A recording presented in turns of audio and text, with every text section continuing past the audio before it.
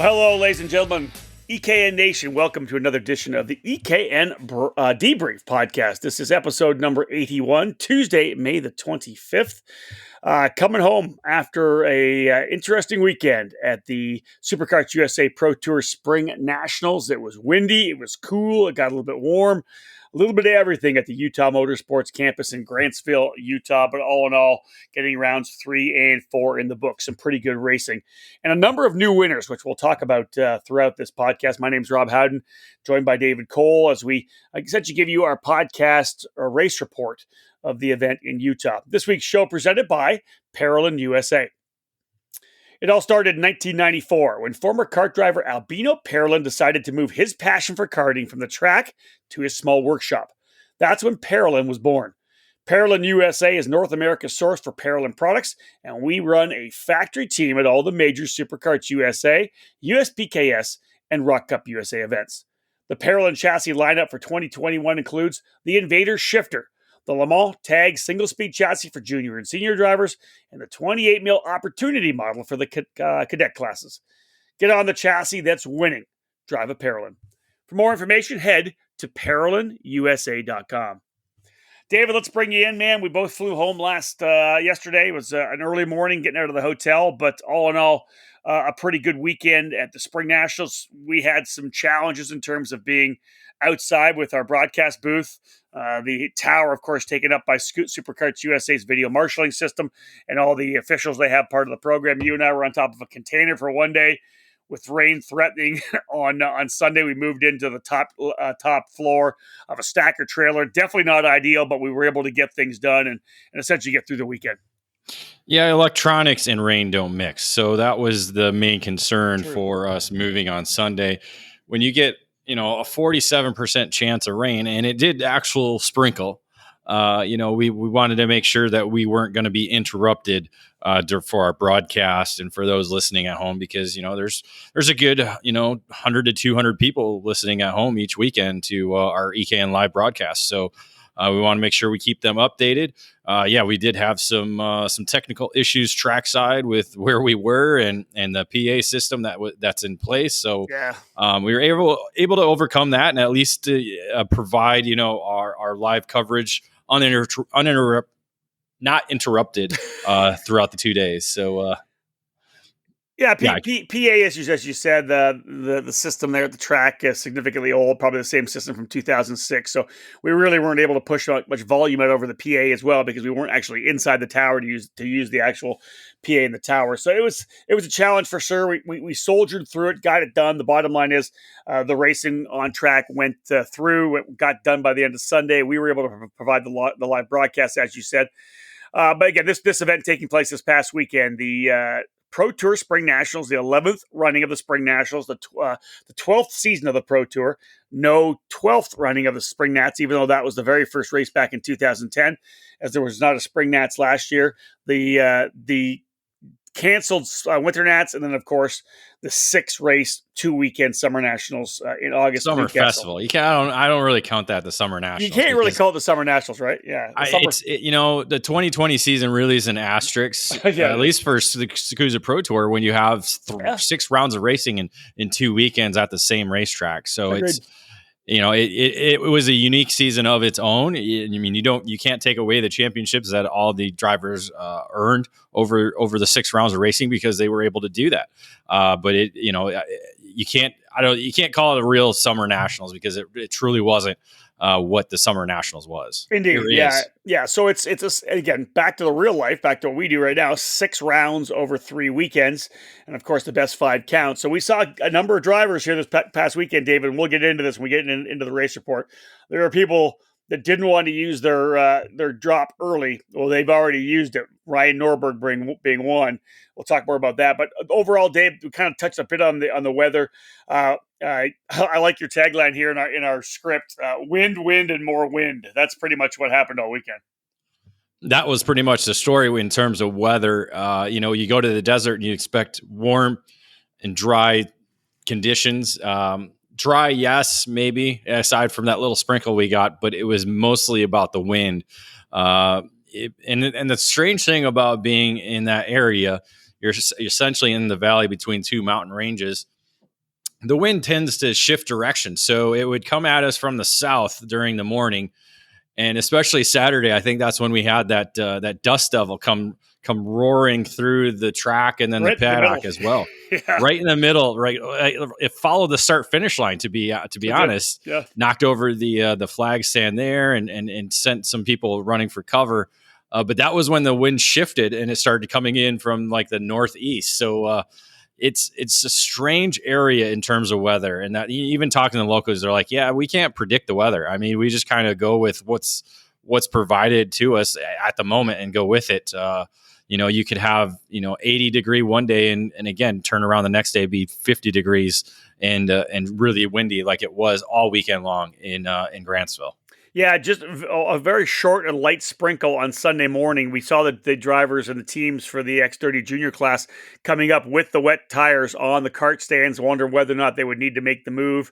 But the sprinkle came and actually ended up going away. So we didn't get any wet weather racing at all. David, let's take the opportunity right now to look at the numbers as well. Winter Nationals, 211 drivers. I know that we rolled for the Spring Nationals. I think the pre-entry was about 217. They did get a number of walk-ups, but they had a number of cancellations as well. I got some emails through from Patty Kutcher just to tell me who wasn't actually coming. So a handful of people not able to get to the track, some due to COVID travel restrictions, but they did have some walk-ups. A total of 221 entries, all told, a pretty good turnout paddock-wise. A solid number in terms of the conditions that obviously we're in with COVID regarding international drivers. Especially Canada, there's a lot of drivers that are not up to the quarantining rules and choose to stay home. So there's a lot of that going on. But to be able to be up at least 10 from what the Winter Nationals were, obviously it's a big difference in terms of distance between the two events. So the Winter Nationals more East Coast based, where this is a little bit more West Coast. So we didn't see a number of a lot of East Coast drivers actually attend, but it's been a long stretch of races from basically the beginning of January till now.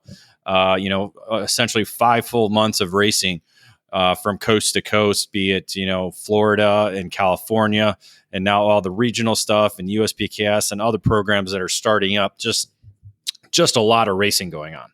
Indeed. And if you actually look at the breakdown of the numbers, two categories with strong increases in numbers. Again, East Coast, West Coast, right? Like David said, East Coast, we lost some drivers from Florida, but we didn't have a lot of West Coast drivers or some of the West Coast drivers at New Orleans. So they kind of came out to this one.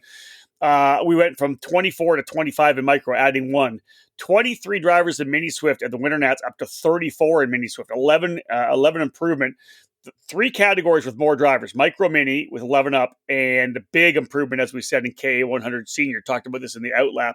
48 drivers in total coming for KA100 senior for an increase of 18. Otherwise, David, really from East Coast to West Coast, just a couple of small drops in terms. X30 junior dropping 5, X30 senior down 6, but still 33. Masters down 1, still at 9. It was going to be 10. Travis Irving was a no-show, although he was on our pre-entry list.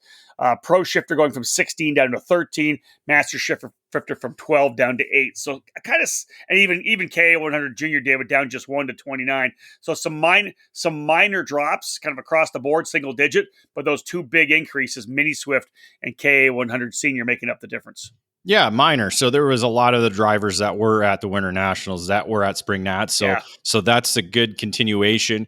And we kind of talked about this in the outlap. I think it's going to be even bigger numbers at the Summer Nationals because it'll be the middle of the summer before a lot of kids go back to school. There's a lot of gap in between a number of races or the amount of races that'll be going on. Really, it's only regional racing now from essentially June all the way through the end of July. So I think, we could see the 230 to 240 mark when we get to Newcastle in August. But it's good to see that, as you said, a very minimal drop in those categories that we did have. And the boost that we saw in KA100 senior and Mini Swift helped to propel it, the total numbers ahead of the Winter Nationals. 221 total drivers at the SCUSA Spring Nationals in Utah. Folks, time to start talking about that. When we get back after this break, we'll do a quick jump into the paddock pass, and after that, we'll jump into the race report. Stay with us. More to come here on the EKN Radio Network.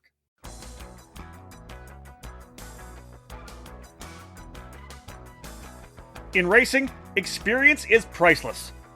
Franklin Motorsports is a leader in the karting industry with over 50 years of combined karting experience, and we can provide you with everything you need to go racing. With a large online product selection, select track support events, and a wide variety of shop services, Franklin Motorsports is your complete karting source.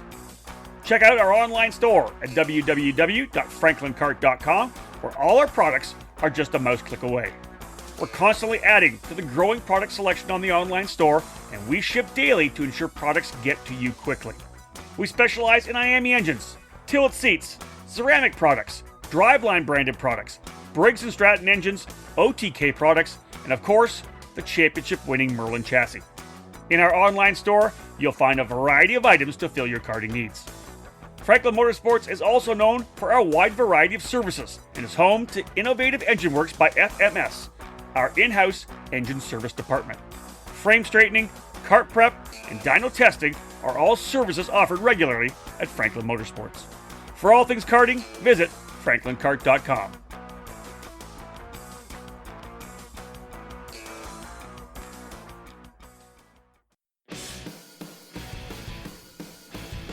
Feel like you're racing alongside the many legends that have called CRG home. With direct factory support, the CRG Nordam operation is the North American distributor for all CRG products related to karting and is based just outside Houston, Texas. The complete racing chassis line, including the famous Road Rebel shifter kart, is available through CRG Nordam.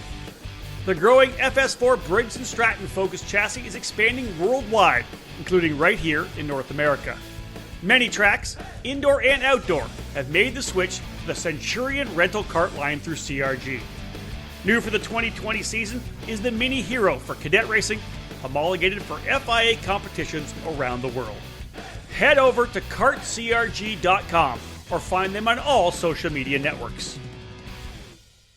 Welcome back to episode 81, EKN Nation. This is the EKN Debrief as we do a deep dive into the most recent EKN Trackside Live event. David Cole and I, of course, trackside at the Superkarts USA Pro Tour Spring Nationals, rounds 3 and 4 of the Pro Tour. We were at Utah Motorsports Campus in Grantsville. Let's move into the Paddock Pass section. This is some of the information, not really race reportish, but just some of the cool stuff we picked up on our tours through the paddock. This edition of the Paddock Pass is presented by Allenberg Racing Schools. Allenberg Racing Schools has operated exclusively in the USA since 2012 and is now the #1 open-wheel racing school in the country. The current race cars feature a carbon tub, racing slicks, front and rear wings, and an onboard data acquisition combined with onboard video. Excuse me. 1, 2, and 3-day racing schools are on offer, as well as corporate entertainment programs, manufacturer programs, and more. Allenberg Racing Schools is based at the world-famous WeatherTech Raceway, Laguna Seca. Please visit www.allenbergracingschools.com for more information and to book your racing school. All right, David, let's dive into this. Bottom line, I think one of the interesting things, we could see it from where we were standing, but the first event for Superkarts USA with the new IAME components. Yes, it was. We saw the United States Pro Kart Series make its debut with the new IAME components at the beginning of May. For Superkarts USA, they elected to postpone it until the end of May. There was that talk of introducing it at the Winter Nationals, and they delayed it now to the Spring Nationals. So, excuse me. It must be that dry weather we were in that's making us not be able to talk right now. I got some water. I think the engine builders are still getting acclimated to the new changes, especially the one-piece exhaust. It certainly provides less tuning opportunities in regards to removing that flex piece that was utilized in the former exhaust. So carburetor is a main tuning component for the engines now, and has become the center of the engine, and typically it normally is. I think now it's just a little bit more of an emphasis on it, and competitors and engine builders are going to have to be on their game, keeping those carburetors up to date and working great. So aside from that, there are no really issues. It does sound like the single. I know you were able to get really trackside. You were kind of up in the booth and you had your headphones on. But it does have a little bit of a different sound. That's something I've noticed, with the USPKS event, and then here, kind of like when they get off the gas a little bit, it sounds like the header is off, but it's not. You get that kind of deep sound. So it does have a little bit of a deeper sound, I think. But overall, I think the competitors are enjoying it more so, and not having to deal with that flex component of the former exhaust. But again, it's still something we'll have to see as it goes along. And at least the good thing now is we're on the same page as the rest of the world. I think that's one of the major benefits of making this move now, to be on the same page as the rest of the world for IME competitors. Yeah, I think that's the key point, David. We're spec with all the FIA, CIK, and the rest of the IME drivers around the world. So I think that was a good move. Obviously, it was going to come sooner or later. So one of the things we did pick up, Dave, we'll pick up a couple of team / kind of chassis identification items. We didn't see them. Obviously, GFC karting based in California, right? So they've been running a lot of the Rock Cup USA events. They ran the Challenge of the Americas. They're going to run the California Rock Championship. GFC does have some dealers on the East Coast as well, Rivera Racing being one. But with this event being on the west side of the Mississippi, Gary Carlton actually there with the crew and a number of the drivers, not the entire GFC lineup, but a number of drivers, including Jacob Gulick, who qualified on pole both days in Pro Shifter. But it was cool to see GFC in the paddock for the first time in a SCUSA Pro Tour race in 2021. Well, technically, they weren't in the paddock. They were actually they were in the garage area that is part of the Utah Motorsports campus. So it wasn't actually, they weren't actually in the SCUSA paddock. They were a little bit further away, so they had to make the long trek all the way down that front stretch, because they're basically based in turn one. That is home where the Lytle Racing component of the GFC branch is, and they kind of based out of that garage for the whole weekend. And so they had a little bit of a walk each time they had to get to the grid, but at least they had a solid base, a solid home for the whole weekend. As you said, Jacob Gulick qualifying on pole both days, and Pro Shifter really showed that the GFC brand is here to be among the best. Certainly when it comes to racing in the Pro Shifter category. But they had drivers, and I think in nearly every category except for maybe X30 Master, I think was the only category they didn't have a driver. So nice. It was spread out about, and a little bit of success here, a little bit of success there. And again, it's good to see them in the paddock for the brief moments that they were actually in the karting paddock. Sure enough. Another one we kind of picked up on, Hardin Motorsports Group has expanded their program to include the Race Factory brand. Now, they've always had a pretty good relationship and have pit many times before with Race Liberanti. But, David, we saw Devin Smith Hardin on the Race Factory chassis in Pro Shifter. And I got to say, probably one of the best national level outings for Devin. He was running in the top 5 for a majority of the weekend. Yeah, had a little bit of an issue on Saturday, had the actual water hose clamp break as he was racing in the final on Saturday. Yep. Got him a little bit hot in the seat and had to escape the kart after that water hose came off the engine, but was able to bounce back and get into the top 5 on Sunday. But certainly, again, another component to the HMG group that is based out of Indiana. Again, they're kind of welcome to all chassis brands. They do the Comp Kart. They used to do the TB Kart as well. Now they're doing the Race Factory. They work with OTK products as well. I think they had a driver under there with OTK chassis as well. So again, a very multifaceted race team that is focused mainly on the shifters, but also adding in some cadet racers as well too. But again, it's good to have that kind of openness with race teams to kind of welcome everybody in. And a major point with the HMG program is the engine work that they do. A lot of the 175 drivers in the Pro Shifter and Master Shifter categories are using their power. So they've kind of gotten a hold of the 175 program really well, and a lot of drivers are utilizing that. Agreed. All right, folks, we'll go to another quick break. When we get back, time to jump into the race report. We'll talk about X30 Senior and Pro Shifter. That's next up here on the EKN Debrief. Winning takes top quality equipment, flawless preparation, experienced coaching, and passion. And at Team GFC, we live our passion. Developed by American karting champion Gary Carlton, the GFC chassis has become one of the newest brands to reach the top of the podium in North America. GFC has garnered victories and championships at all levels of the sport since its debut at the end of 2018. Shifter car drivers are at the front of the field running the GFC GT14 frame, and the SS31 has become a solid contender in tag and 100cc competition. Team GFC has arrive and drive packages available for all categories, including the mini and micro classes, utilizing the GFC RR5 Cadet chassis.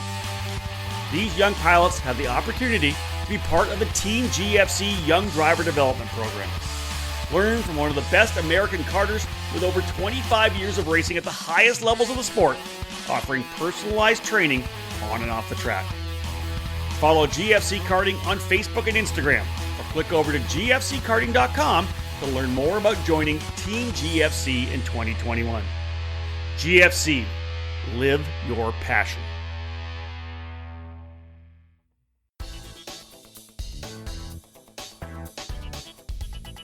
If you're searching for a program to elevate you in the motorsports ladder, Crosslink Competition is your next step.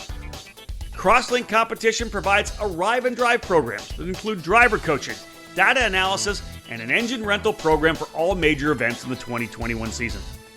Team Crosslink is scheduled to compete at the Superkarts USA Pro Tour, Rock Cup USA, and United States Pro Kart Series events, along with regional and local programs from their home base in Texas.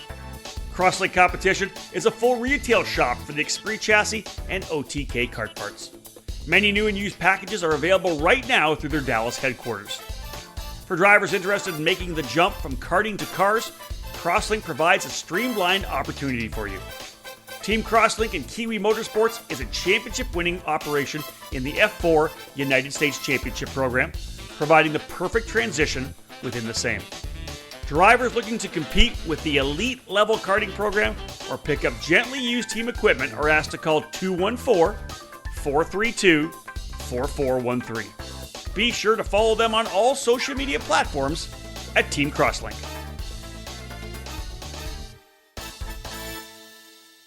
Welcome back to our EKN studios. Rob Howden alongside David Cole as we do our race report, our online audio race report of this year's SCUSA Spring Nationals, the event taking place in Utah Motorsports Campus, rounds 3 and 4 of the Superkarts USA Pro Tour. Let's head into X30 Senior because it was a pretty badass weekend. A lot of great things happening. Here's your headline. Rawlson Performance Group sweeps X30 Senior with Norberg and Greenmeyer. Yeah, it was kind of the Norberg of 2019 that we saw on Saturday, aside from the qualifying where Hannah Greenmeyer was able to edge out Norberg for the fast time in qualifying. But Norberg came through in the pre-final and was able to get a victory there. That was in part due to a little bit of contact at the beginning of the race between Greenmeyer and Cole Morgan, which essentially took them out at the start. So Greenmeyer not able to utilize the pole position to her advantage, and Norberg did take advantage of their contact as he led wire to wire in the pre-final, and then once again got away quickly at the start of the main event to lead wire to wire in the 20-lap main event for his first victory on the Pro Tour since 2019. Yeah, he really kind of dominated the action there, didn't he? Made it kind of a bit of a stinker, but that's what Norberg does when he's on his game. 4.657 seconds the margin. A 1-2 finish though, David, for Rawlson Performance Group. Brandon Tyner, I think, is a young driver who is really kind of coming into his own, and I got to think we're going to see him win a Pro Tour race here pretty soon. Yeah, kept the wheels perfect on the weekend. Didn't make any mistakes. Obviously, certainly had the pace to compete for victory. Unfortunately, Norberg was just a little bit better in the early laps to kind of get away. But Tyner recording a solid second place, a good points day for him. Pretty solid battle for third spot at one point. Dante, you end up coming out with the position. Good for Dante with Phil Giebler racing on the Ricardo. I talked to him later on and he felt like he was really kind of back in his game. He's been doing some car racing here and there. So Dante really on his game on Saturday. Thomas Annunziata, a driver I continue to mention in our Outlap preview podcast because he's just been impressing me all year long. He ends up P4. Hannah Greenmeyer, David, coming from deep in the field after the issue in the pre-final. She's able to get her way up. Crossed the line actually in fourth spot, but had a pushback bumper penalty. Yeah, pushback bumper dropped her one position, thankfully. Again, it's time, not position that Superkarts USA utilizes. So only one position lost for that pushback bumper. But again, a solid drive, basically coming from last in the pre-final. I think got herself up to 16th in the pre-final and then made her way up to crossing the line in fourth in the main event, but eventually finishing fifth. Did you say it was position? I thought Scusa did time line. I thought it was 3 seconds and 5 seconds for Scusa. That's what I said. They don't do position. Oh, position. They do time. Yeah, exactly. They do time because if it was position, it probably wouldn't have been one position. It would have been either 2 or 3, True enough. depending on, again, different series has different rules. Some are position, some are time. Scusa is a time penalty, thus only losing one position for the pushback. Hard charger, and we'll go through the hard chargers in the categories with enough drivers. Jake Drew, David, on the Tony kart for RPM for Ryan Perry Motorsports, started 30th, and he was fun to watch. I kind of picked up on his run through the field quite a bit. 22 positions, 30th up to 8th. Yeah, amazing drive for him. Again, drew the shoe. He's pretty good at being able to knife his way through a field. Only got one lap completed in the pre-final. I'm not quite sure what happened there. I'm assuming possibly contact or maybe mechanical, but able to get through. 22 spots in 20 laps. That's pretty solid. Moving on to Sunday, Norberg again out of the gate, super strong. Ends up getting the win in the qualifying run. Pre-final, though, David, was pretty interesting. Norberg led from the get-go. Greenmeyer able to slip by with Trey Brown. Let me stop you there. Norberg actually got pushed back to third at the start of the pre-final. I actually just watched the video, so he led for the first 3 corners. Yeah. That's what I'm talking about. saying on the okay. I know. I'm just let me finish. He led coming at the first couple of corners and then lost the spot. I got that. Yes. I got that. That's what I just said. Brown got by as well. I actually just watched his. I'm not sure if you've seen his in-car video. Right. Yeah. He actually posted it to social media, and I watched the whole thing. It sounds like Norberg was having some trouble based on some of the comments with the carburetor. The engine really wasn't running good out of the gate. I don't know. I didn't speak to him on that. I'm not quite sure. That's what's on the YouTube video. So he had trouble with it. Finally got it to come back in. That's when he rolled back up on the 2 drivers. Gotcha. And he was rolling up quick on him. They were kind of shuffling a little bit, so that kind of helped him. But he had a solid pace, and it looked like he had the time to kind of sit back and kind of buy his time to be able to get by 1.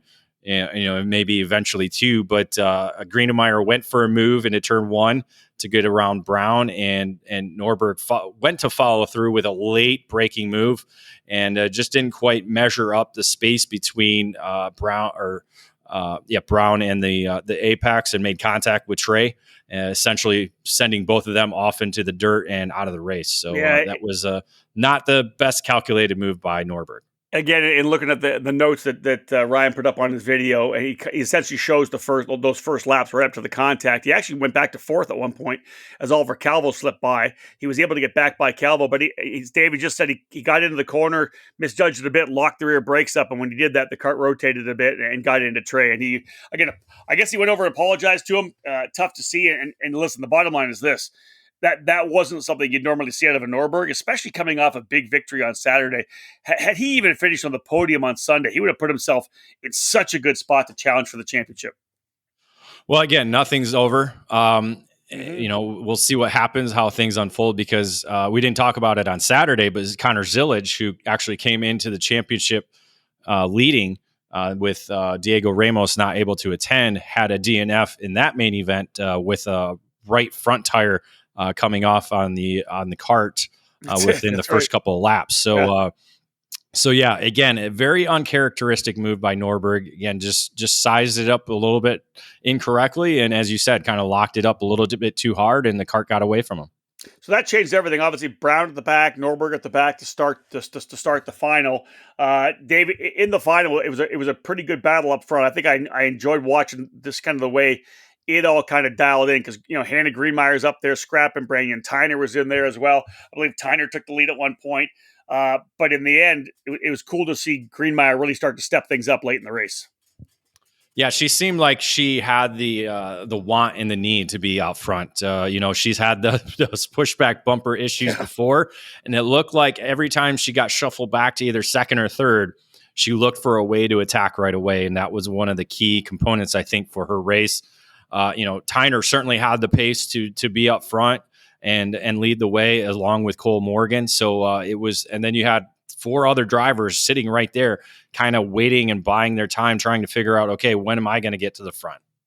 Well, and the crazy thing was, Greenmeyer got to the front, then Tyner got into second, and that's when things started getting crazy and behind. Morgan was battling with Thomas Nepfu from PSL Karting on the Burrell. I think Nepfu made a pretty good move to be able to get into third, I think, at that point. They're coming out of turn 10, coming into turn number 11. Morgan, with Nepfu in the inside of the track, Morgan was trying to find a way by and kind of got into him in the back. They made a little bit of contact, and then the contact continued all the way around, David, to the outside of turn 11 to 12.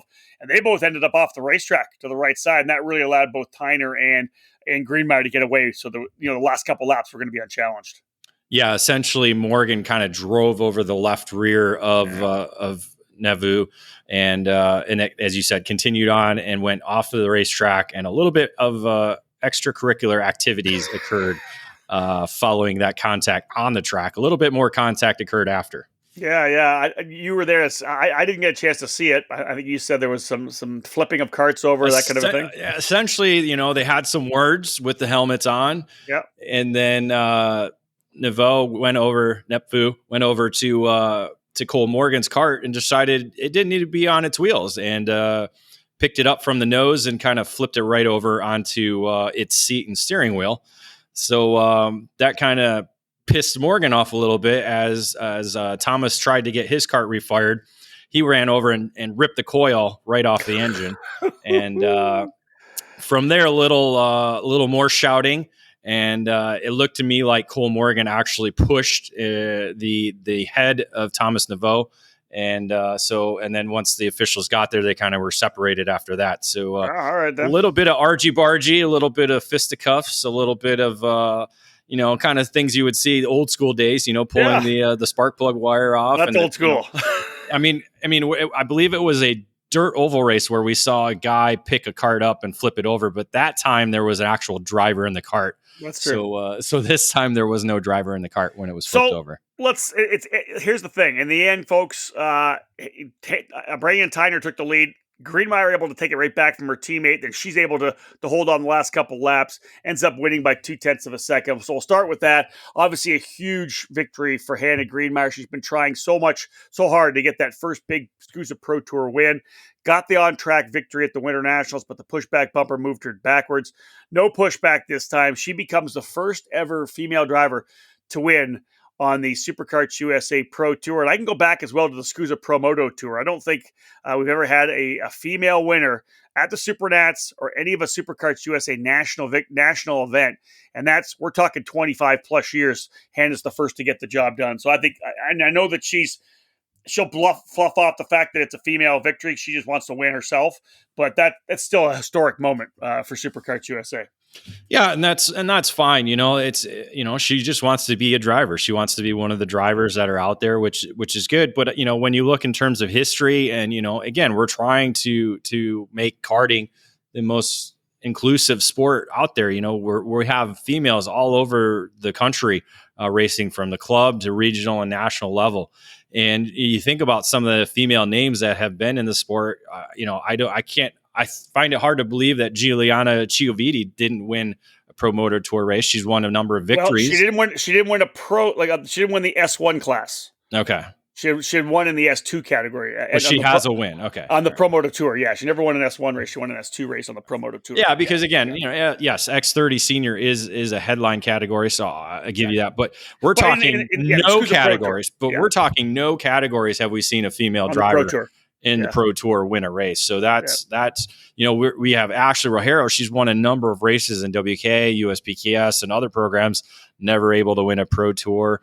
A number of other female drivers we've seen come up through the ranks, just not been able to do that. But I think she'll be among the first. I think we have a number of young ladies that are making their way through the sport to where we will see more in the next year, or at least 2 to 3 years.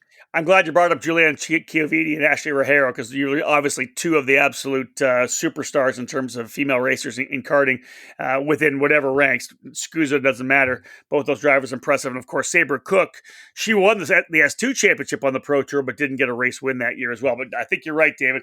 Hannah's going to, I know she's just really going to be one of the racers that these young girls coming up to the sport can look up to, which I think is really awesome, because she's at a very high level right now. I was going to say, I think she already has that. I think she has that. She actually, I think she looked a little bit up to Ashley Rogero and still kind of does. Ashley's been, at the paddock working as a driver coach for a number of years, or racing at USPKS. I think they've actually raced each other there at USPKS this past year. So there's a little bit of respect there, but yeah, I think there's, especially the younger female drivers are looking a little bit closer to Hannah, because she, as you said, she's out there a lot more than what you see with Ashley. Agreed. So Tyner ends up second, Greenmeyer with the win. Now, David, Nate Cicero on the Cosmic for Rollison ends up in third, so it's a 1-2-3. Connor Zilich in fourth spot on the Red Speed. Oliver Calvo for Leading Edge Motorsports on the Xpree is in the fifth spot. But that's not how they came across the line. Give me some updates what happened with Zilich and with Jake Drew. Yeah, with all that contact that happened with Morgan and Thomas Naveau, Zilich was able to cross the line in third, but a pushback bumper penalty sent him back to the fourth position, as you said. Jake Drew actually came across the line in the fourth position, but a pushback bumper manipulation disqualification took him out of the results for good. So a little bit of, I'm not quite sure if it was him pushing on the front bumper or if it was him brake checking people on the scale line. They did see a little bit of argy-bargy as they came into the scale line, which again, that's something that I think SCUSA is really going to have to kind of measure up. Maybe even get a pit lane speed limit sign or something like that. Or pit lane, just one pit lane official, because you agree. I was right there. I saw guys coming in, looking behind them and trying to lock up the brakes coming in. When you have fields of like 50 drivers, you're probably going to need more than one. That's true. That's one thing I did notice at this facility. Drivers were coming into the pit lane extremely fast, especially after the race or after, say, qualifying or coming off the racetrack, whether, being pissed off about something or not. It's just, I don't understand why there's all of a sudden that need to be 60 miles an hour in the pit lane and then slam on your brakes. Agreed. Makes no sense. But again, I'm not sure if it was him pushing on his own bumper or him brake checking somebody in pit lane. I'm not quite sure which it was. Copy that. So indeed, there's your top five. Greenmeyer with the win, Tyner second, Cicero third, Zilich fourth. Good recovery after the DNF on Saturday for Connor to keep him. Now he got a drop, but he's going to have a really good summer nationals, as is Norberg. Zilich in fourth and Oliver Calvo fifth. Hard charger on the day, 23 positions, 31st up to 8th for Alex Stanfield in the crosslink competition Xpree. It was overall a good run for Alex. We saw him run right up front of the Winter Tour. He was more close to the front, I think, throughout the weekend at the Winter Nats, but a good recovery for him to get into the top 10. Yeah, I had to make an engine change after the pre-final, so started him at the back going 31st to 8th. So they were able to kind of salvage what was a kind of difficult weekend up until that point. Good to hear. All right, let's move to the pro shifter category, David. Here's the headline. Myers extends streak to 4. Yeah, just an unbelievable performance on the weekend by AJ Myers. Aside from the qualifying sessions, he was the guy to beat. And as we mentioned earlier, Jacob Gulick was the quickest driver on the weekend with both qualifying fast lap honors. Yeah. So Gulick was able to do that in qualifying, just not able to have that race pace speed that AJ Myers was able to put down. Myers was able to go wire to wire in both the pre-final and final to secure his third victory on the season on Saturday. Yeah, 1.6 seconds ahead of Jake French. And of course, those two drivers essentially 1-2 throughout the majority of the weekend. A late pass, last lap pass for Billy Musgrave, and over-under in turn number 11 on Vincenzo Saraceno on the Leading Edge Motorsports Formula K. Musgrave puts the factory cart P3. And David, it's just been like, how many times have we seen Myers, French, and Musgrave on a podium together in Pro Shifter? Many times. Yeah. That's something we're very familiar seeing them on the podium together, whether it be one on top, one on the other, or one winning one weekend. Next weekend is somebody else, but certainly this weekend was Myers. Indeed. Wire-to-wire win, as David said, for Myers. Jacob Gulick started on the pole, didn't get the whole shot, ended up with a DNF in that final. The hard charger was actually Billy Musgrave. Started back in 13th after sticking his engine in the pre-final. As we said, drove up to third with a tremendous last lap pass on Saraceno to take third. Josh Campbell, David, rounding out the top 5, top rookie in the category as well. One of the new awards SCUSA passing out for the top drivers who are rookies in the Pro Shifter class. He ends up getting that award, P5. Moving on to Sunday, once again, Jacob Gulick qualifying on the pole.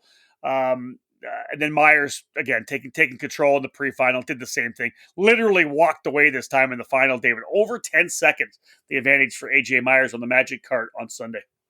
Yeah, it was a pretty dominant performance on Sunday. You thought Saturday was good. Well, he just kind of upped the ante a little bit more on Sunday to be able to pull away to a 10-second advantage. That was in part due to a little bit of racing for the second position, as actually Jacob Gulick was able to get that from Jake French as they cross the line. Unfortunately, a penalty for contact dropped Gulick from the second position down to 5th. So unfortunately, taking him off the podium. Yeah, tough for Gulick. Again, able to bounce back from the issues on Saturday. Jake French ends up finishing second because of that penalty. Saraceno started back in 11th spot, able to get himself up to P3, P4 on the racetrack, and of course, with the penalty, moving himself up onto the podium. So a really strong run for Saraceno. And then Devin Smith-Harden on the race factor. David, we mentioned it earlier in the paddock pass about moving to that new chassis, and it really seems to fit in with Devin. He was good on Saturday, but then to get that 5th place finish on Sunday, converted up to P4. All in all, I got to think he's going to call this a good momentum weekend moving forward to the Summer Nationals.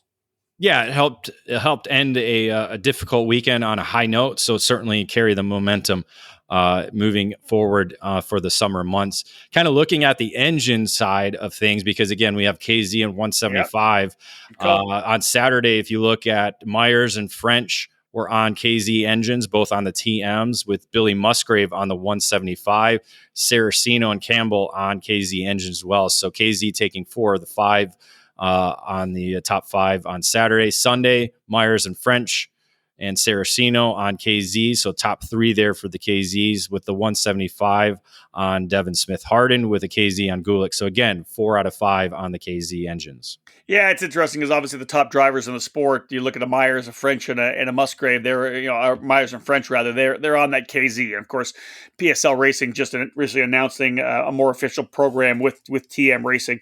So not surprising to see those guys up front. Another commercial break, folks. When we get back, again, this race report. I don't think I rolled it out. I'll have to do that when we get back. This race report brought to you by Kart Republic and Kart Sport North America. Let's do it right now. The Kart Republic is here, and it just keeps on winning. Kart Sport North America is the country's importer and distributor for the Kart Republic chassis, and as a leader in the American karting community, they focused on providing stability for the sport and quality products and service. The Kart Republic senior and junior chassis are on fire, and so is the mini kart, which is won in SCUSA, USBKS, and WKA competition.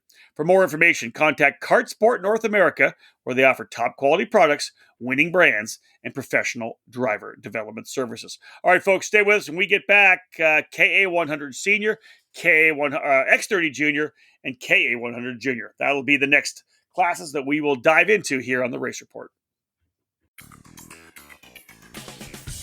Are you ready to step up your game? If so, joining the Rawlson Performance Group is the obvious choice to take your racing to the next level. Industry-leading driver development is provided by our staff of multi-time national champions, Supernationals winners, and Team USA members. And at the same time, RPG continues to be a national level powerhouse race team. Our goal is to help you raise your game and win races. We work with all age groups, and we're focused on developing cadet and junior drivers who are ready to take the next step in their racing program. Rawlson Performance Group has set a new standard with our in-house engine program, AVP Engines, headed by Alex Vincent.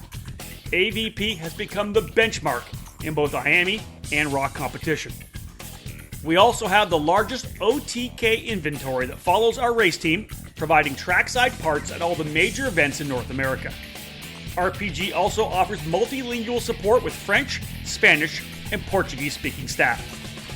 If you want to fight for championships or want to improve your skills and your chances to win, the answer is to call RPG at 503-260-4514.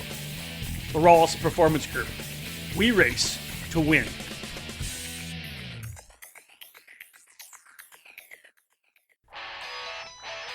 If the dream is IndyCar, set your target on the road to Indy presented by Cooper Tires. Our ladder system is designed to take drivers through 3 rungs of competition. The first step is the Cooper Tires USF 2000 Championship, which features a carbon tub Tatis chassis, 180 horsepower, and a paddle shift sequential gearbox. Boost the USF 2000's output to 250 horsepower for the Indy Pro 2000 program, the second rung on the road to Indy. Add in increased grip and more aero downforce, and the Tatis PM18 becomes an incredible training machine. The final step before IndyCar is the Indy Lights Championship presented by Cooper Tires. The Dallara IL15 boasts a whopping 450 horsepower. This car itself has trained so many drivers in the IndyCar series. At all 3 levels, you race at premier venues on the same dance card as IndyCar. Showcase your skills under the watchful eyes of IndyCar scouts and owners. The program is unprecedented around the world, offering the opportunity to climb the ladder with over $2 million in scholarships to the champions in USF 2000, Indy Pro 2000, and Indy Lights. Former karters fill the roster of Road to Indy graduates in IndyCar, like Joseph Newgarden, Pato O'Ward, Connor Daly, Jack Harvey, Felix Rosenquist, Colton Herta, Ed Jones, Charlie Kimball, Dalton Kellett, and Renus VK. Follow in their footsteps. If you want to race IndyCar, there is only one choice: the Road to Indy, presented by Cooper Tires. Welcome back again to the EKN Debrief, episode number 81, as we take a deep dive into the Superkarts USA Pro Tour SpringNationals from Utah on the May 21 to 23 weekend here in 2021. The race report brought to you by Kartsport North America.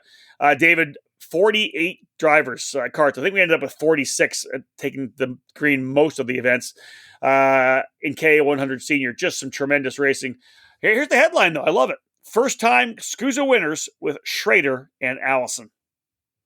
Yeah, again, with the large fields, you're not quite sure who's going to come out on top, and especially with the KA100 package where the fields are very tight, and especially at the front, you're not quite sure who's going to come out on top each track session. Gavin Bailiff actually shocked the paddock with a fast lap in qualifying to steal that. Only his second outing on the Kart Republic, so able to get a hold of that new chassis and make it quick at the Utah Motorsports campus. Unfortunately, he was shuffled back through the pre-final and was not able to make his way up in the final. In that pre-final, it was Cole Morgan who was able to come out on top and led the field to the green flag. He essentially was able to kind of get away in the main event, eventually run down by Blake Nash. And those two were kind of the lead pack, with Caleb Schrader kind of just sitting static, kind of following them and gaining little by little as the race went on, and gained a lot more in the closing laps with Nash and Morgan kind of going at it in the final circuits. Last lap battle certainly was pretty interesting with the over-unders between Morgan and Nash. That allowed Schrader to close up really hard on the final circuit, making a 3-driver battle as they came out of, I want to say, turn 15, as they were kind of side by side, over under each other. A little bit of hard contact between Morgan and Nash. I think Morgan kind of lost momentum, and Nash was looking to go inside, and Morgan didn't give any inch whatsoever, and the two kind of made hard contact. That kind of pushed Morgan off a little bit offline, a little bit allowing Nash to kind of slip past. Nash was able to get to the checkered flag first, but a pushback bumper / contact penalty put him down to the 7th position, taking the victory away from him.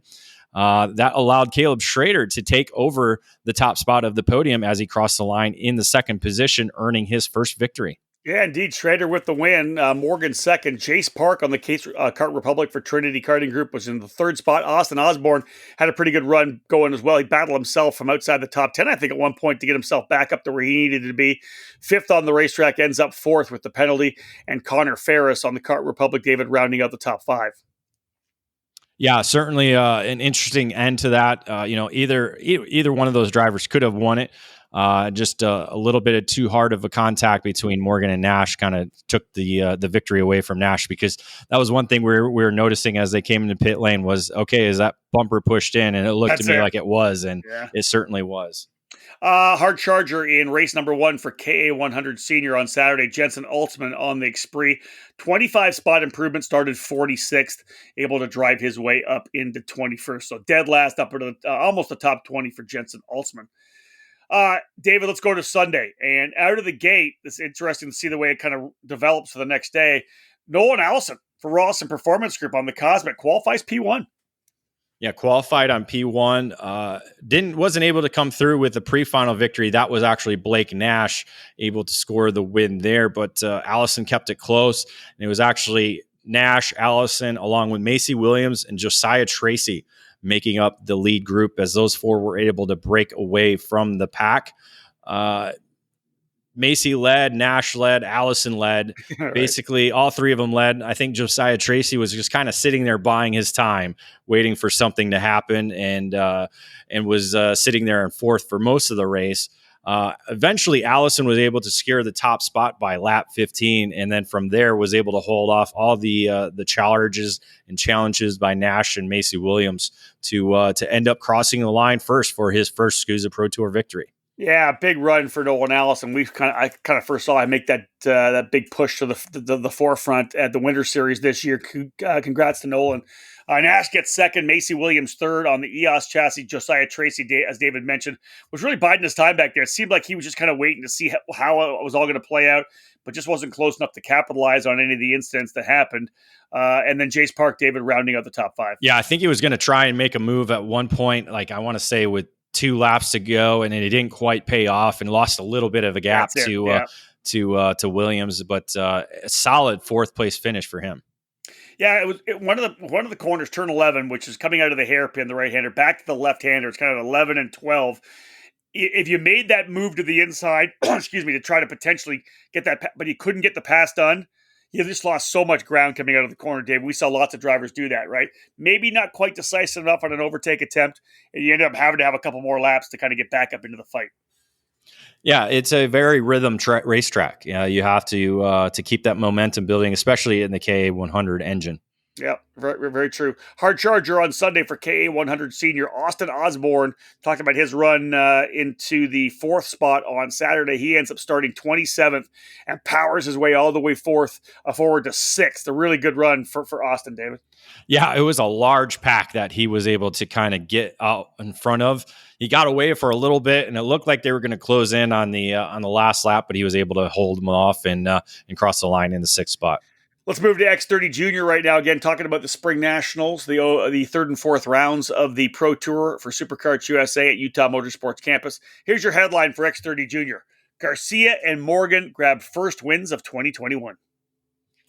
This category really had some great racing, very heated racing, but pretty much clean for the most part. Just a number of drivers that were in the mix all weekend long.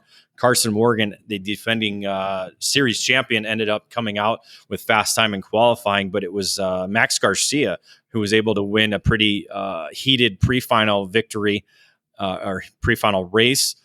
Garcia on the pole position was able to get away early in the main event with Caleb Gaffera able to join him out front.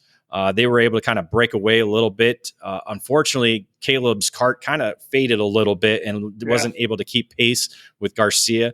That essentially gave Garcia a clean run to the checkered flag as he was able to stretch it out to a 6.6 second advantage for his first victory in X30 Junior. Yeah, it became more of a battle for the second spot as he was able to pull away. Like you said, Gaffera kind of fell a little bit into the clutch of everyone else. Morgan was in the middle of the scrap. Jack Jeffers was in there. Noah Baker, Chase Hand. How did it all end up finishing? I think Baker was the driver who ended up P2. Yeah, Morgan actually crossed the line in second, but a 5-second penalty for contact dropped him down to fifth. That moved Noah Baker up into the second spot. Chase Hand on the RPG Cosmic into third, and then Gaffera. Oh, actually, it was Jeffers crossing the line third behind Morgan, but a pushback bumper penalty to him dropped him out of the top five. So that moved Hand up to third, Caleb up to fourth, and then Corson Morgan finishing fifth. Yeah, a lot. Again, how they come across the line, not always the way that they're going to finish for sure. So it's Garcia with the win, Baker second, Hand third, Gaffera and Morgan rounding out the top five. Hard charger Lainey Benjamin started 22nd. She was able to get her way up into the 10th position. So we talked about Hannah Greenmeyer a bit. We've already talked about Macy Williams. Here's Lady Benjamin as well, coming into the top 10 in X30 Junior. A lot of really talented young female racers in the Superkarts USA program. In her SCUSA Pro Tour debut, if I recall correctly. That's it, exactly that. David, we saw good speed out of Carson Morgan on Saturday, qualified on pole, backed it up again, qualified pole again on Sunday. Yeah, and again, a heated pre-final, a lot of racing for position, and in that race, Jeremy Fletcher was able to come away with the win in that race. And then again, great fight early on. A number of drivers in the lead group, kind of back and forth.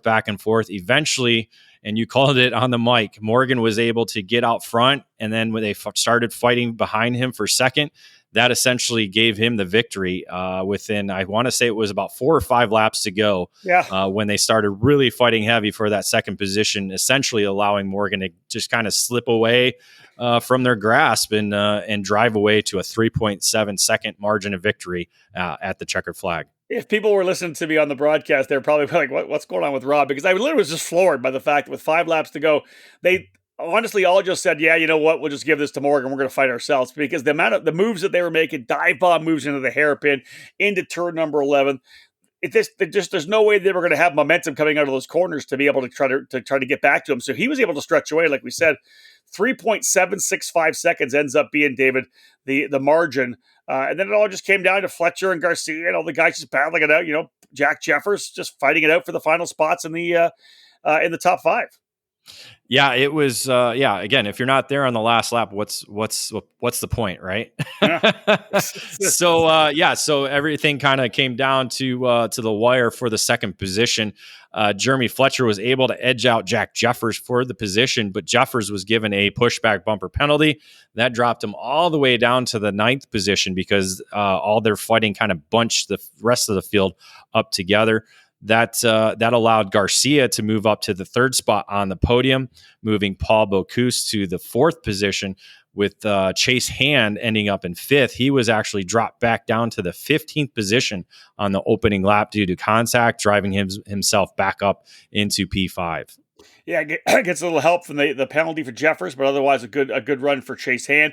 Hard charger on the day for the main event. Frankie Mossman on the comp cart started 21st up into the 10th position, so a 10 or 11 position improvement for Mossman. Pretty good run for him, although, again, starting deeper in the field makes things a lot tougher. David, go. Oh, sorry, go ahead. That's great. Let's go to KA100 Senior or Junior. Here's the headline for KA100 Junior. Many of the same names. Morgan and Jers come away with victories. Yes, many of the same names, but a few that were only running the KA Junior category that were able to find a little bit of success on the weekend, or at least land themselves on the podium. Chase Hand, double duty, was able to set the fast time in qualifying. He was actually shuffled back to 3rd in the pre-final, with Carson Morgan able to score the win in that race. Essentially, Morgan led the entire 20 laps in the main event, was challenged late in the race by, how do you want to say his name? Elio Meza. So no H. Elio. He's named after Elio Castroneves. Gotcha. All right. Yeah. Makes sense now. All right. Yeah. Elio Meza was able to kind of sit there on his bumper. And unfortunately, the last lap battle between he and Morgan was not in the favor of Meza, with Morgan able to hold off his challenge on the last lap, essentially allowing Morgan to cross the line for his first victory in the category. Meza ended up finishing in the second position, with Jack Jeffers driving to third on the podium. Chase Hand ended up in fourth, with Cole Kleck rounding out the top five. Hard charger on the Ricardo, Jack Schrady started 28th, able to get his way up into the 17th position, 11th spot improvement for Jack. Come Sunday, Jack Jeffers turning things up, though. David qualified on the pole position. And then Morgan, again, Carson Morgan able to kind of cruise through to grab that pre-final win. Yeah, again, Morgan a little bit better when it comes to race pace, and was able to come away with a pre-final win. Unfortunately, at the start of the main event, was unable to take the green flag, retiring with a mechanical issue on the pace lap. So he had to watch from the sideline. With Morgan out, it kind of opened the door for anybody to take advantage. Well, it kind of amped up the field a little bit with some opening lap contact, kind of shuffling up the field. This kind of allowed, I believe it was Parker DeLong, Jeremy Fletcher, Elio Meza to kind of be the front drivers early on. Fletcher was actually leading on lap 6 with Meza on his bumper. Ironically, I was right in the corner where it happened. Fletcher came out of turn 3 a little bit wide. Meza looked like he was trying to push him through the corner. Actually got his nose piece kind of in between the rear tire and the rear bumper. And that essentially launched him up and over on top of Fletcher, pushing both of those two drivers off into the dirt. That essentially gave the lead to Austin Jers, who had just gotten around Parker DeLong for position. Yep. And once out front, Jers kind of put down consistent lap times. Again, fighting behind him for second certainly helped his cause, as Jers was able to drive away and earn his first SCUSA Pro Tour victory by 1.4 seconds. Yeah, big win for Austin, 1.435, the margin of victory. Jack Jeffers coming home second. Graham Trammell up into third, another one of the Rawlson Performance Group drivers on the podium. Cooper Auclair, David, P4, ends up with the Hard Charger Award as well. Started 15th, gets into the top 5, P4 for Auclair on the comp cart. And Parker DeLong, you mentioned him earlier, ends up P5 on the day. Yeah, again, the opening lap contact and then more contact later in the race certainly helped Auclair get a number of positions. But once he got up into the 4th position, held that pretty strong ahead of Parker DeLong. Another quick break in the action. We get back. Our race report brought to you by Kartsport North America. We'll continue. We'll cap it off with X30 Master, Master Shifter, Mini Swift, and Micro Swift.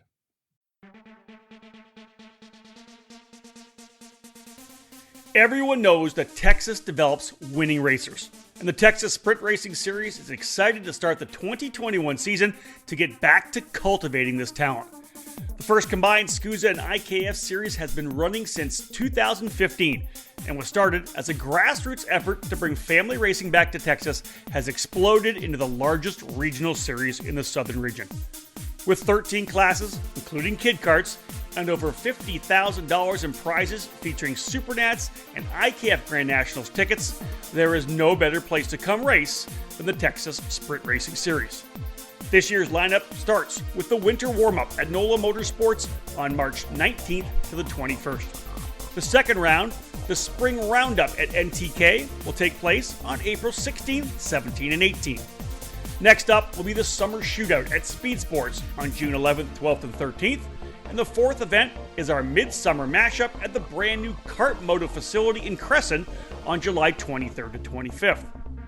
Our fall finale brings us to another new for us track at Amarillo Kart Circuit on September 10 to 12. As always, our end of the year banquet dinner and raffle will be held on Saturday night of our final event in Amarillo with a free meal and lots of incredible prizes. We hope to see you join the TSRS family. For more information, head to TexasSprintSeries.com.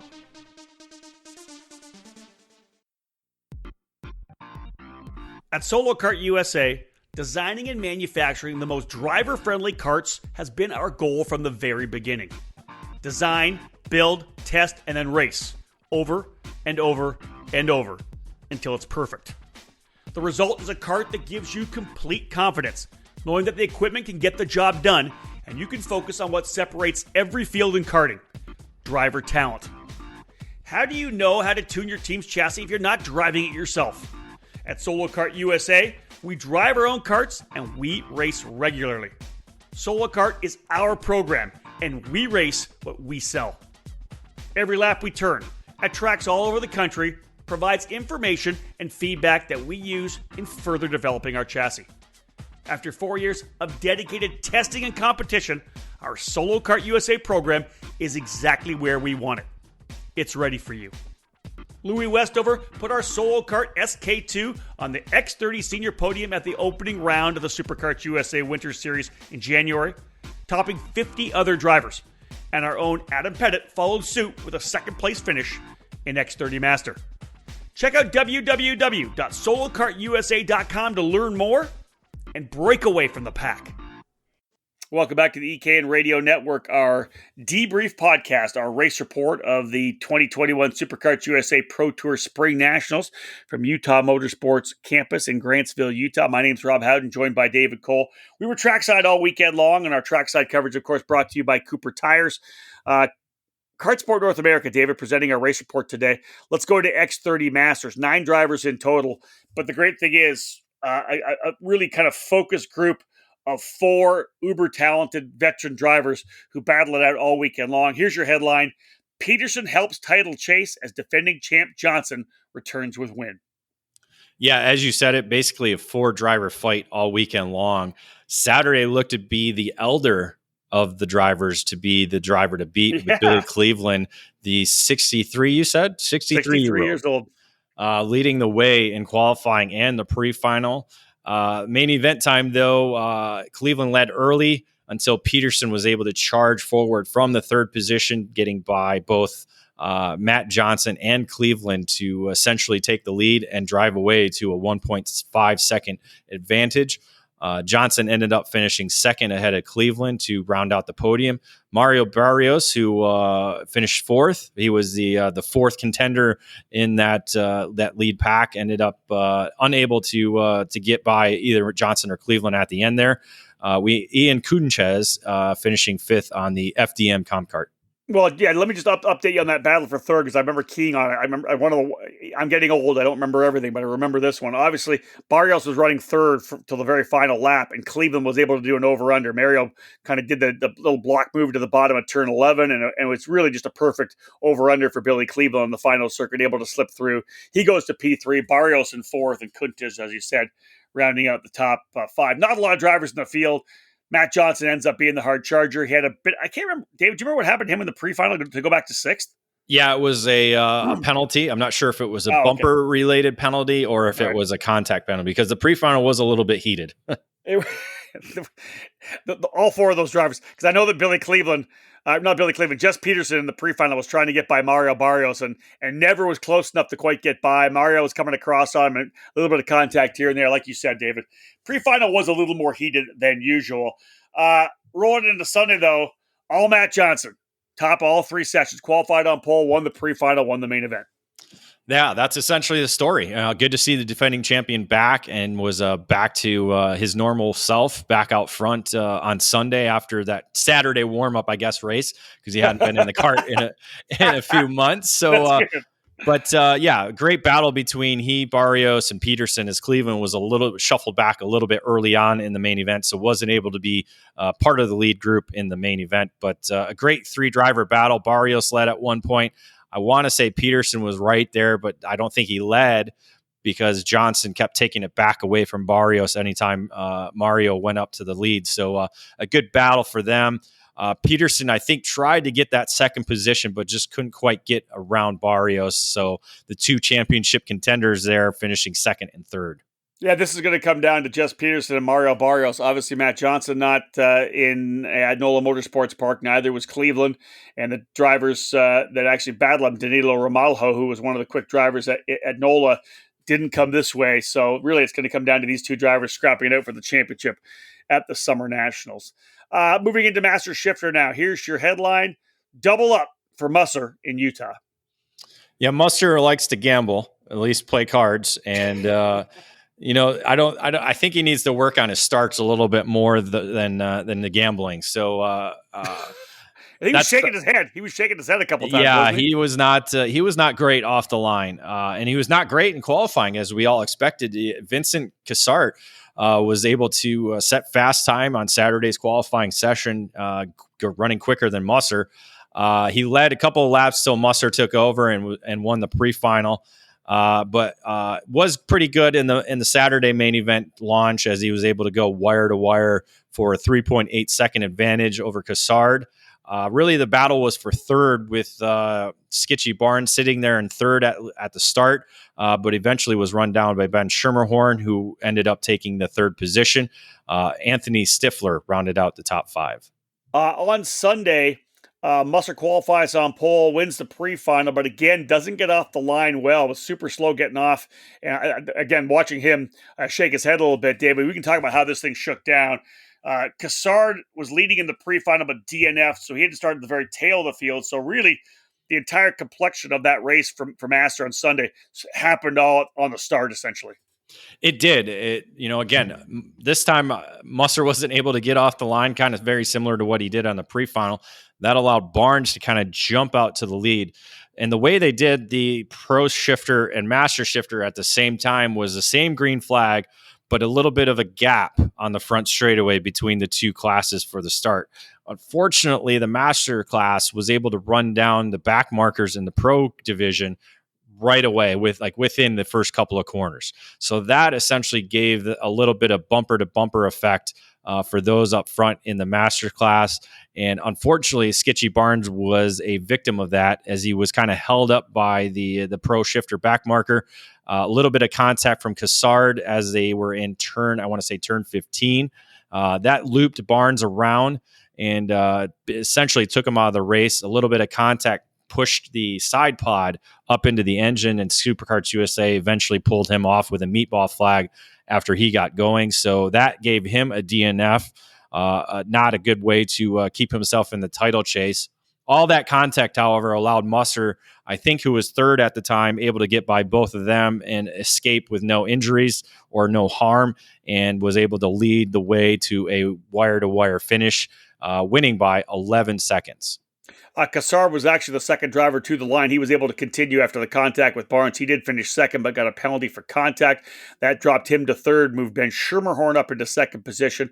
Anthony Stifler was good throughout the entire weekend. He ends up finishing in the fourth spot, fifth on Saturday, fourth on Sunday.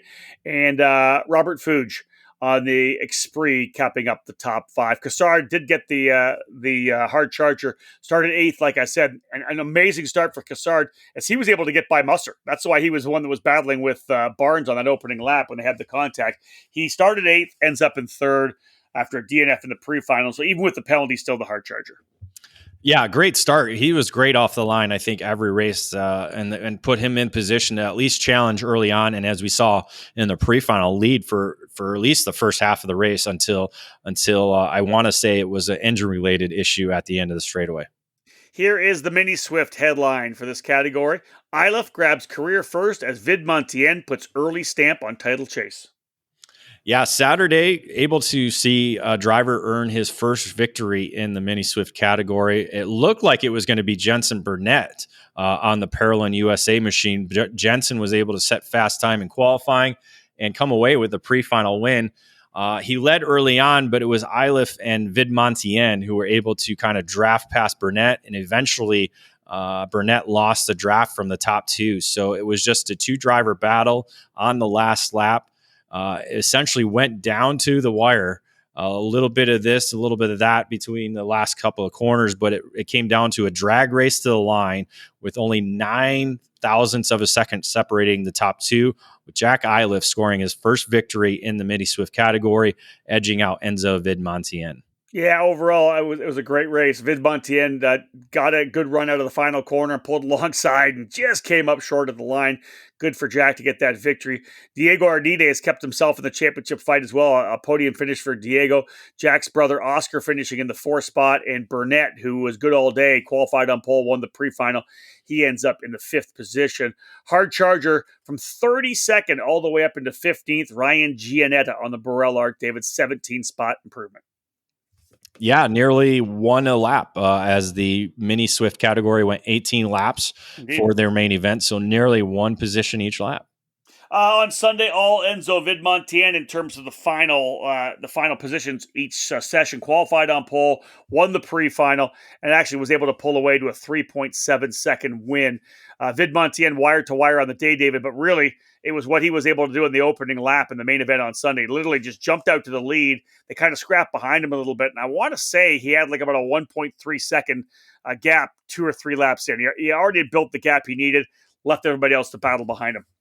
Yeah, that was a deciding factor, was the opening lap, and nobody was able to work together and run him down. He was solid all by himself out front and was never put a wheel wrong. And as we said, winning both races in NOLA and now winning a third on the year essentially puts an early stamp on the title chase. When you're only counting five of the 6 rounds and you got 3 victories already, and a second. And a second. It puts you in a good title chase position for entering in the Summer Nationals. I'm going to throw this out there, and of course, I'm sure you'll pull the points out once you get your points spreadsheet dialed in to be ready to go for the Summer Nats. But Enzo's going to need maybe if he gets a top 5, he's going to lock it in on Saturday. That's the thing, right? He's with the drop, he's only going to have to take one of his results from the weekend. So obviously, a good position for Enzo Vidmontien. Yeah, I mean, looking at the championship points going into the weekend. He had a 65 point advantage over Jack Iliff. So Iliff picking up the victory on Saturday certainly helps. And then he ran into the podium second on Sunday. So it's not over. There's no doubt about it. Nothing's over. But the 3 victories certainly helps. So Iliff may need to pick up 2 victories at Newcastle in order to succeed Vidmontien in the top position in the points. So the margin, again, the official margin, 3.734 seconds. Enzo Vidmontien with the win in the Mini Swift class on Sunday. Jack Iliff coming home in second. Ben Mayer on the Nitro Kart got himself back up into the fight on Sunday. He was third. Oscar Iliff, another 4th place finish for him. Back-to-back P4 finishes. And Asher Osteen was the driver who was in the fight throughout the entire weekend as well. Hard charger in the Sunday race, Johnny Stamps for Nitro Kart, 14 spots, started 34th. Able to work his way into the top 20. I want to say it's been since the D'Orlando brothers maybe that we've seen brothers finishing that close together in the same category. So interesting. You're right. It's pretty cool to see, Jack and Oscar running so close together like that. Obviously, I think it's helping Oscar to have his little brother in the category, and is actually stepping Oscar's game up a little bit, because we know he was mostly a mid-packer racer last year. So to come away with 2 top 5 finishes, certainly a strong weekend for Oscar. Hey, let's go to Micro Swift to cap off this edition of the Race Report. Again, talking about the Superkarts USA Spring Nationals from Utah. Here's Micro. Headline: First-time winners with Murphy and Serratapon. It was a good micro field throughout the weekend. A little bit of chaos on Sunday. We'll talk about that a little bit later. But for the most part, really good racing all weekend long that we've seen all season long in the Micro Swift category. Augustus Toniolo was the driver to beat early on, setting fast time in qualifying and winning the pre-final. Unfortunately, he kind of got shuffled back on the last lap, was leading a majority of the main event. Had Tristan Murphy, though, however, on his bumper. Looked to be in position to win. Unfortunately, Murphy was able to pull the trigger and get around him. And I want to say the two kind of were trying to do the over-under through turns 11 and 12. And Toniolo just got a little bit of the bad end of the stick and got bogged down big time as Murphy was able to get by. That allowed Murphy to drive away to the victory, his first at the SCUSA Pro Tour. Unfortunately for Toniolo, Lucas Palacia and Alessandro Truchot were able to get by him to steal podium positions, as Augustus ended up finishing in 4th. Yeah, first podium for Lucas Palacio of the comp kart. You talked about Truchot in there, Toniolo and Cortez. Hard charger. Phaeton Saradpan. And remember that name. We already talked about it in the headline. Saradpan started in 13th, able to get up to P6 in the Kart Republic. David, he ended up being really I'm going to say probably the star or one of the primary stars on Sunday. Murphy came back after the win on Sunday or on Saturday to get the pole position, but Saradpan able to get the pre-final victory. Yeah, was able to get the pre-final victory. I'm going to look and see where he started. I want to say it was second. Actually, no. Where's his name? I can't find it. Did he start that far back? Where did he go? I got it right here. Where did he start? Started in 15th. Oh, and what, on the pre-final or on Sunday? Yeah, started 15th in the pre-final. Got himself all the way up into the win. So moved up 14 positions with fast laps of the race. So amazing drive. Got into 7th by the opening lap. That's what it was. So both the pre-final and the final had a little bit of chaos at the start. I want to say even before the green flag officially waved, with drivers getting together right at the starter and in turn one as well. So a lot of contact that kind of shuffled up the field, both in the pre-final final. So I think Saradpan was able to take advantage of that in the pre-final and work himself back up the front, up the field, and was able to score the victory in the pre-final. So that essentially gave him the pole position in the main event, with Murphy tagging along with him. Those two were able to kind of get away from the rest of the field and settle it between them two. And it was essentially a last 2-lap battle between those two drivers. Yeah, it ended up being the final, the closest finish of the day. We talked about the .009 win for Eilif over Vidmontier. This one ended another drag race to the line, David. 0.006 of a second. Saradpan able to get that victory over Murphy. Yeah, a great photo finish and a great first victory for Saradpan. Murphy nearly picking up the double, but good to see him running up front now and adding just 2 more contenders into this micro field, because we saw a couple drivers not in attendance, including Isaac Malka and Keelan Harvick. So you add him, Augustus, who finished 3rd on Sunday, Ashton Woon finishing 4th. He's just there. He's going to be one of those drivers that might be adding a first victory to his resume. And then new to the field, Sebastian Cortez adding another 5th place position. So another new name at the front of the field in the micro division.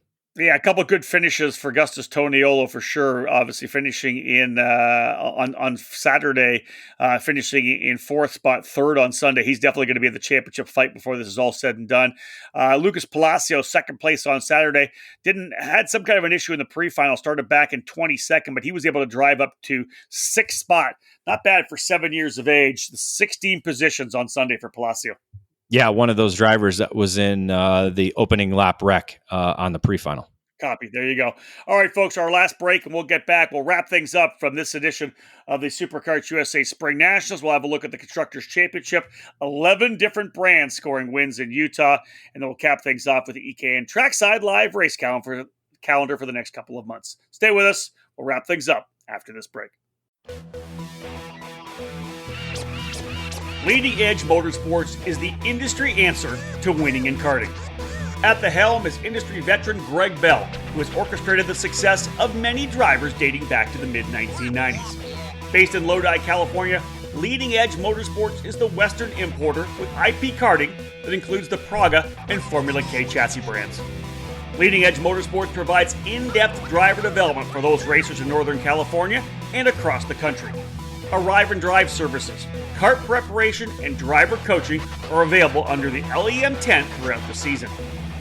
Bell's record of working with drivers includes recent victories at North America's biggest karting events, including the Rock the Rio and the SCUSA Super Nationals. Greg Bell's knowledge for building engines spans 2 decades and is now under the Mega Power branding, providing a reliable engine service and tuning knowledge. No matter the chassis brand, choose Mega Power to get to the front. Click over to leadingedgemotorsports.com for more and find them on social media to stay connected. At Leading Edge Motorsports, winning never gets old.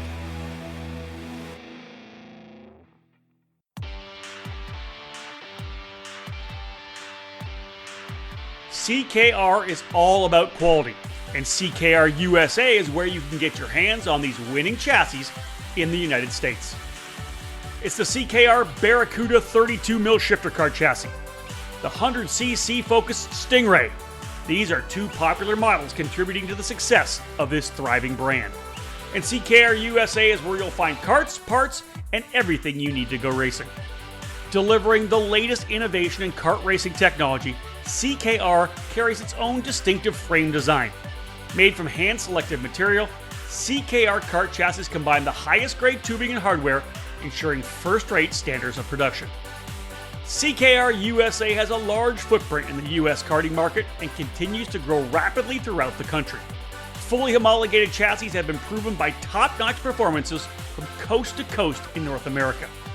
CKR has stood on top of the podium in Superkarts USA and F-Series competition, as well as kart clubs around the country.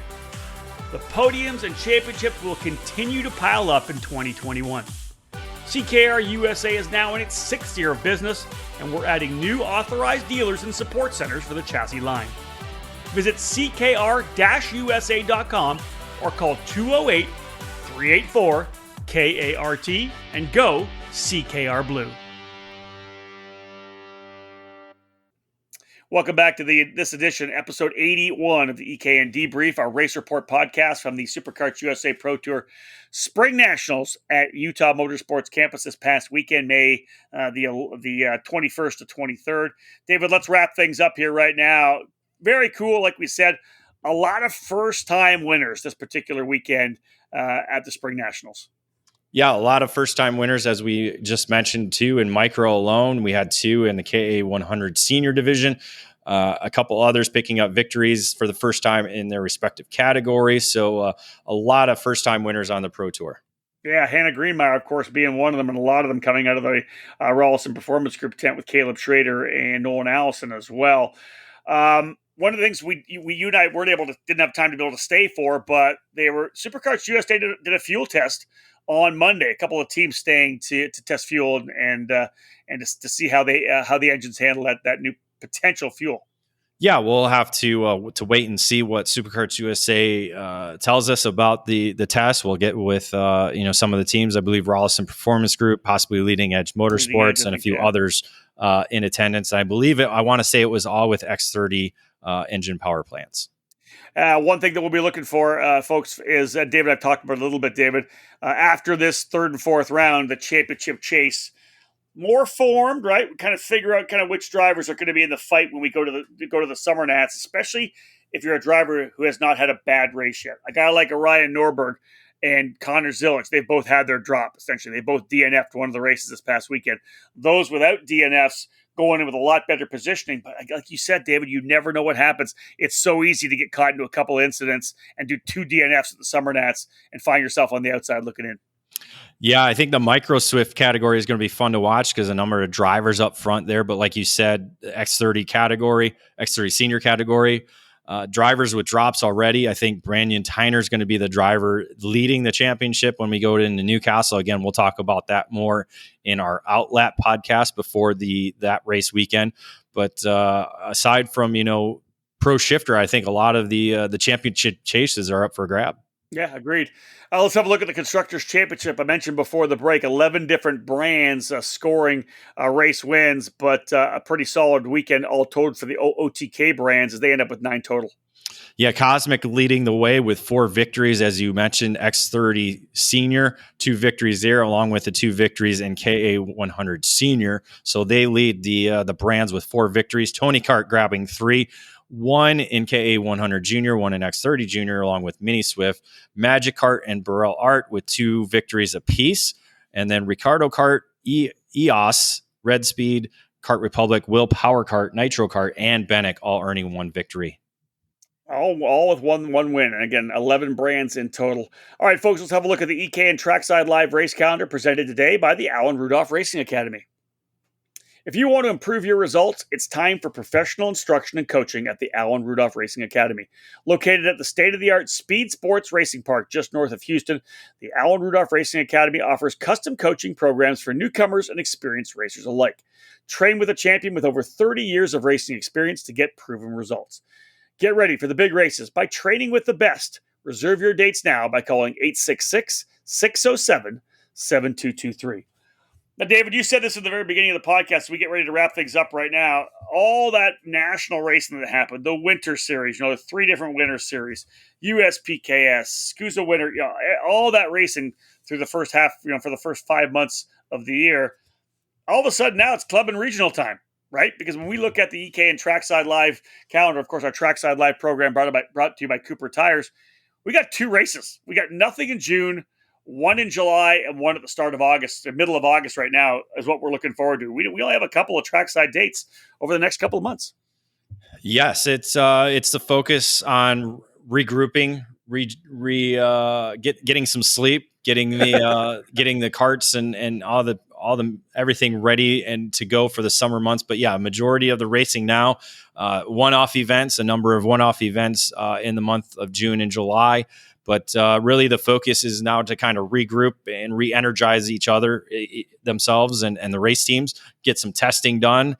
Reintroduce yourself to the family. Yeah, maybe a little vacation here or there, and stuff like that. As we get ready to our next event on July 9th through the 11th at for the United States Pro Kart Series, heading back to the C-Tech Manufacturing Motorplex at Road America for the Badger State Grand Prix in Elkhart Lake, Wisconsin. From there, David and I'll be back together August 13th, 14th, 15th for the final round of the Superkarts USA Pro Tour Summer Nationals. Newcastle, of course, seems to be the home of that event. Newcastle, Indiana. We look forward to getting there for another amazing event. We'll find out which drivers come away with the national number 1 plates for the 2022 season. Otherwise, David, those are the events on the schedule. We just wrapped up the Spring Nationals. Like you said, a little bit of time maybe to press the reset button. There are some great races coming down the line, like the Quincy Grand Prix on the first week of June. But otherwise, you get a chance to be at home for a little while, work on that grass, and spend some time with the family before we get back out on the road. Yeah, and one more thing about the this past weekend: no red flags, no major injuries, so another good race weekend overall for the sport of karting. That's normally something we pick up in the paddock pass, didn't this time, but you're exactly right. No red flags whatsoever, which is, and again, we never want to talk about it till it's done, right? Now it's done. Now it's done. All right, David, thank you so much, buddy. We are wrapped up here, folks. Episode number 81 of the EKN Debrief. That was your full race report on the Superkarts USA Pro Tour Spring Nationals, the 11th running of the event. 3rd and 4th rounds of the Superkarts USA Pro Tour. Again, if you haven't downloaded the EKN Radio Network app, get that done ASAP. All of our content coming out on the app first. Then, of course, you can subscribe to our podcasts on iTunes, Google Play, Spotify, iHeartRadio, Podbean. Subscribe to the podcast. What David will be doing in the next couple of weeks as well. All the audio from the main events of all our EKN Trackside Live coverage events, they end up getting put on YouTube. We've got them on YouTube, so you can listen to them there. We'll have more YouTube stuff coming. I know I've got interviews coming up with Brittany Loboff from the Texas Sprint Racing Series.